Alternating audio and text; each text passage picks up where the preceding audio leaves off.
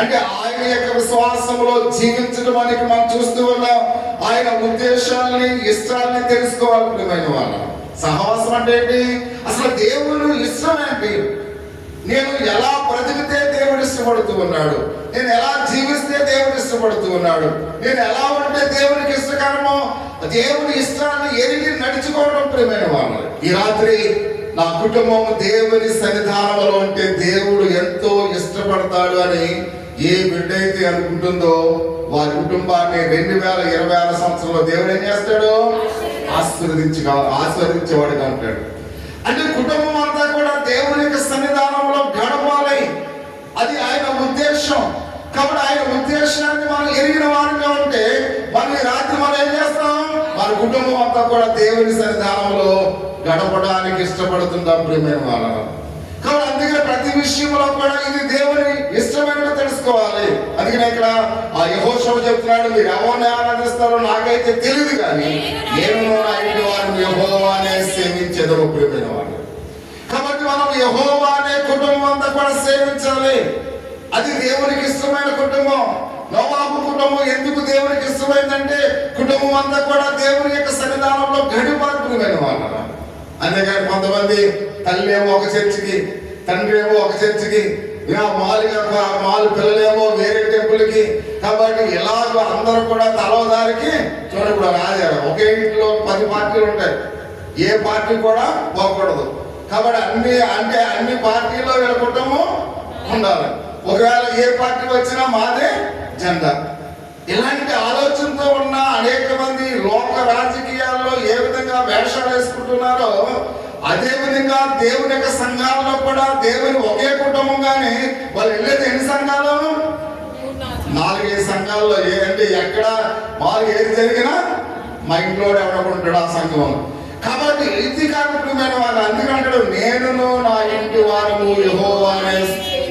అంటే తల్లి ఎక్కడైతే ఉందో ఆయన కుమారుడు కూడా అక్కడే ఉండాలి, భర్త ఎక్కడైతే ఉందో భార్య కూడా అక్కడే ఉండాలి. కుటుంబం అంతా కూడా ఒకే విధంగా దేవుని ఆరాధించాలి ప్రియమైన వాళ్ళు. అందుకని నేను నా ఇంటి వారు యెహోవానే సేవించడం. కాబట్టి అందుకని ప్రతి విషయంలో కూడా దేవుని విశ్వాసంలో, కాబట్టి దేవునికి ఇది ఇష్టం ప్రియమైన వాళ్ళ. కాబట్టి దేవునికి ఇష్టమైంది మనకు కూడా అవ్వాలి, కష్టం అవ్వకూడదు. కాబట్టి మనకు కూడా అది ఇష్టం అవ్వాలి అనే విషయాన్ని పరిశుద్ధ గ్రంథంలో అయితే మనం చూస్తూ ఉన్నాం. అంత మాత్రమే కాకుండా ఇష్టాన్ని తెలుసుకున్న విధంగా జీవించాడు ప్రియమైన వాళ్ళు. అది ఈ రాత్రి దేవుని ఇష్టాన్ని తెలుసుకుని మనం కూడా జీవించాలి. అప్పుడు ఈ 2025 సంవత్సరంలో ఎందుకు ఫెయిల్ అయ్యామో మనకి అర్థమవుతుంది. ఇదే మనం కంటిన్యూ చేసామనుకోండి మరలా 2026 కూడా మనం ఫెయిల్ అవుతాం. అంటే 2026 సంవత్సరం మన కుటుంబం దీవించబడాలంటే మనం దేవునికి ఇష్టం లేని కార్యాలు ఏం చేయాలి? ఇప్పుడు విడిచిపెట్టాలి అని పరిశుద్ధ గ్రంథంలో చాలా తేటతెల్లగా ఆయన మాట్లాడుతూ ఉన్నట్టుగా మనం చూస్తూ ఉన్నాం. ఇష్టాలు తెలుసుకునే విధంగా మనం జీవించాలి. అంత మాత్రం కాకుండా దేవుడితో ఒడంబడిక చేసుకుని నిన్నే నేను వెంబడిస్తాను ప్రభువా అని మనం తీర్మానం చేసుకోవాలి. ఒక ఒడంబడిక, ఒక ప్రమాణం చేసుకోవాలి. రాత్రి ప్రభువా నా జీవితంలో ఈ 2025 సంవత్సరంలో నేను తెలుసో తెలియక తప్పులు చేస్తానేమో, పొరపాట్లు చేస్తానేమో, నీ ఎదుట ఈ రాత్రి నాకు ప్రమాణం చేస్తూ ఉన్నాను, ఒక ఒడంబడిక చేస్తూ ఉన్నాను. కాబట్టి నిన్నే నేను వెంబడిస్తాను, నీకు ఇష్టమైన కార్యాలు నేను చేస్తాను అని ప్రతి ఒక్కరము కూడా మనము తీర్మానం చేసుకోవాల్సిన వారు అట్లుగా పరిశుద్ధ లేఖన భాగంలో మనం చూస్తూ ఉన్నాం. కాబట్టి తీర్మానం చేసుకున్న వారు ఆయనతో నడవగలరు ప్రియమైన వాళ్ళు. ఈ రాత్రి నువ్వు యథార్థంగా దేవుని సన్నిధానంలో తీర్మానం చేసుకుంటే నువ్వు దేవునితో నడవగలవు అనే విషయాన్ని పరిశుద్ధ గ్రంథంలో అయితే మనం చూస్తూ ఉన్నాం. అందుకే ఆమోసు గ్రంథము 3వ అధ్యాయము 3వ వచనములో ఒక చక్కటి విలువైన మాట మనం చూస్తూ ఉన్నాము. ఆమోసు గ్రంథము 3వ అధ్యాయము 3వ వచనంలో అంటున్నాడు, సమ్మతింపకుండా ఇద్దరు కూడి నడుతురానికి మనం చూస్తున్నాం. అంటే దేవునితో నడవాలంటే ఇద్దరు కూడా సమ్మతి కలిగి ఉండాలి. నువ్వు దేవునితో నడవాలంటే రాత్రి దేవునితో నువ్వు తీర్మానం చేసుకోవాలి. ప్రభువా నేను నువ్వు చెప్పినట్లుగా నేను నడుస్తాను ప్రభువా, నీకు ఇష్టమైన కార్యాలు నేను చేస్తాను ప్రభువా, నీకు ఏది ఇష్టమో ఆ కార్యాలు నన్ను జరిగించలాగునా అయితే నీ ఎదుట నేను సమ్మతి చేస్తూ ఉన్నాను ప్రియా సహోదరి సోదరుడా. కాబట్టి దేవుని ఎదుట ఈ రాత్రి మనం ఒక ఒడంబడిక చేయవలసిన వారమై ఉన్నాం. దేవుని ఎదుట మనము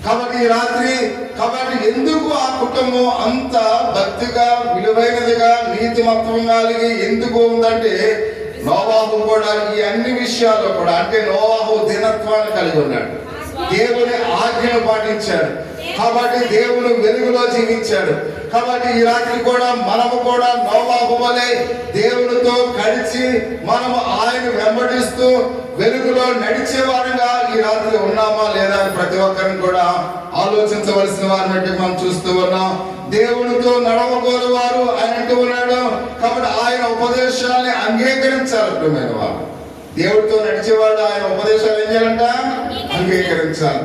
అంత మాత్రమే కాకుండా ఆయన ఆలోచనలు తెలుసుకోవాలి. ప్రియమైన వాళ్ళ కాబట్టి ఆయన ఆలోచనలు ఏ విధంగా ఉన్నాయి నా జీవితంలో.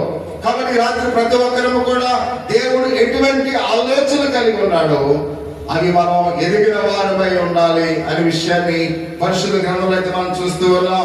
అందుకే అంటూ ఉన్నాడు దేవుని యొక్క వాక్య భాగంలో కీర్తన గ్రంథము 32వ అధ్యాయము 8-9 వచనాల్లో ఆయన మాట్లాడుతూ ఒక మాట చెప్తున్నట్టుగా మనం చూస్తూ ఉన్నాం. ఉపదేశము చేసేదను, నీవు నడవలసిన మార్గమును నీకు బోధించేదను, నీ మీద దృష్టి ఉంచి నీకు ఆలోచన చెప్పుదను, బుద్ధి జ్ఞానము లేని గుర్రములను కంచర గాడిదల వైనను మీరు ఉండకూడని మనం చూస్తున్నట్టే దేవునితో నడవబోయే వారు గుర్రాల వలె పరిగెత్తకూడదు. ప్రియమైన వారు అంటే దేవుడితో నడిచేవాడు దేవునితో వెంబడించాలి. అందుకని దేవుడితో నడుచుకున్నట్లుగా మనం గుర్రాలకి వెళ్తున్నాం అనుకోండి, మన దేవుని వెంబడించేవారుగా ఉంటామా? ఇప్పుడు ఒకవేళ కంచర గాడిద అంటే కంచర గాడిద కాబట్టి అది వేగంగా వెళ్ళదు, స్లోగా వెళ్తుంది. ఆయన మన ప్రభు ఆయన ఆయన నడిచే త్రోవలు మనము కూడా నడవాలంటే ఆయన ఎలా నడుస్తున్నాడో మనము కూడా అలాగే నడవాలి. అంటే వేగంగా గుర్రం వల్లే మనం వెళ్ళిపోకూడదు, కంచర గాడిదలాగా మనం అక్కడే ఉండిపోయి స్లోగా నడవకూడదు. అంటే దేవుని వెంబడించేవాడు దేవుని యొక్క ఉపదేశాలు అంగీకరించి ఆయన మనలను ఎలా నడవమన్నాడో అలాంటి రీతిగానే మనము నడవలసిన వారమైనట్లుగా ఈనాటి పరిశుద్ధ దేవునికి భావం మనం చూస్తూ ఉన్నాము. దేవునితో నడవగల వారు గుర్రం వల్ల ఏం చేయకూడదట? పరిగెత్తకూడదని మనం చూస్తూ ఉన్నాం. అంటే దేవుని కంటే ముందుగా వెళ్ళేవాడికి మనం చూస్తున్నట్లయితే కానీ కాబట్టి ఆ విధంగా ఆలోచించకూడదు. కొంతమంది చూడండి, వీళ్ళకన్నా ముందు నేను వేగంగా వెళ్ళిపోవాలని చూస్తూ ఉంటాను. ఎప్పుడు కూడా మనకన్నా వీళ్ళకన్నా నేను ముందు ఉండాలని ఒక ఆలోచన కలిగిన వారై ఉంటారు. కాబట్టి దేవునితో వెంబడించేవాడు దేవునితో నడవాలి కానీ ముందుకు వేగంగా పరిగెత్తేవాడుగా ఉండకూడదు, వెనకాల స్లోగా వచ్చేవాడుగా ఉండకూడదు అనే విషయాన్ని పరిశుద్ధ గ్రంథంలో అయితే మనం చూస్తూ ఉన్నాం. దాంట్లో దేవునితో కలిసి మనము నడవలసిన వారిని మనం చూస్తూ ఉన్నాం. అంటే నోవాహు అట్టి వాక్యాన్ని పొందుకున్నాడు. ప్రియమైన వారు అంటే దేవునితో నడిచి ఉన్నాడు కనుక, దేవుణ్ణి వెంబడించాడు కనుక, కాబట్టి నోవాహు అటువంటి వాక్యాన్ని పొందుకున్నాడు. అంటే ఈ రాత్రి మన కుటుంబం కూడా అటువంటి వాక్యాన్ని పొందుకోవాలంటే నోవాహు వలె మనము కూడా దేవుని వెంబడించాలి, దేవునితో మనము కూడా నడవాలి అని పరిశుద్ధ గ్రంథంలో అయితే మనం చూస్తూ ఉన్నాం. కనుక నేను అతడు దేవునికి ఇష్టడయ్యాడు. ప్రియమైన వాళ్ళు నోవాహు ఎవరికి ఇష్టడయ్యాడ? దేవునికి ఇష్టడైనట్లుగా